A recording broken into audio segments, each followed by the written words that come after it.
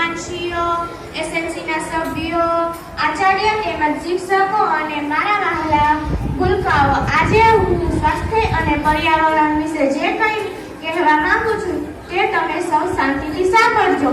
આપણી ચારેય બાજુએ આવેલું આવરણ પર્યાવરણ તરીકે ઓળખાય છે. પર્યાવરણ સમગ્ર જીવસૃષ્ટિ માટે ઘણું ઉપયોગી છે. પર્યાવરણ જૈવિક અને અજૈવિક તત્વોનું બનેલું છે.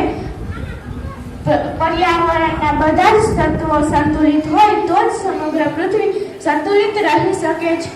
પણ માનવ પ્રજાતિએ પર્યાવરણને સંતુલિત રાખ્યું નથી, ખરું ને?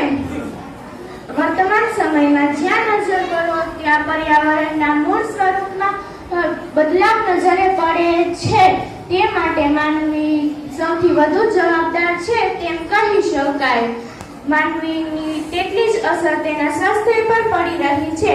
પર્યાવરણની આંગળી પકડીને આગળ વધેલા માનવીએ સૌથી વધુ પર્યાવરણીય અવ્યવસ્થા ઊભી કરી છે. માનવીએ પોતાના સ્વાર્થ ખાતર અસંખ્ય કારખાના અને પાવર સ્ટેશનો સ્થાપ્યા છે.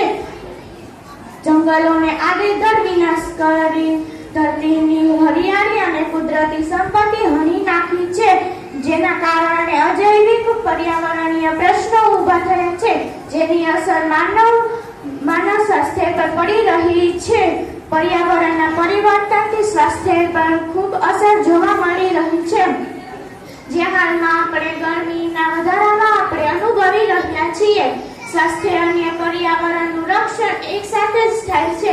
પર્યાવરણની સુરક્ષા કરીને આપણે રોગોનો ફેલાવો અટકાવી શકીએ છીએ.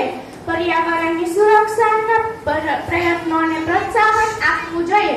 ચાલો આપણે આપણા માટે અને ભવિષ્યની પેઢીઓ માટે સાથે મળીને કામ કરીએ.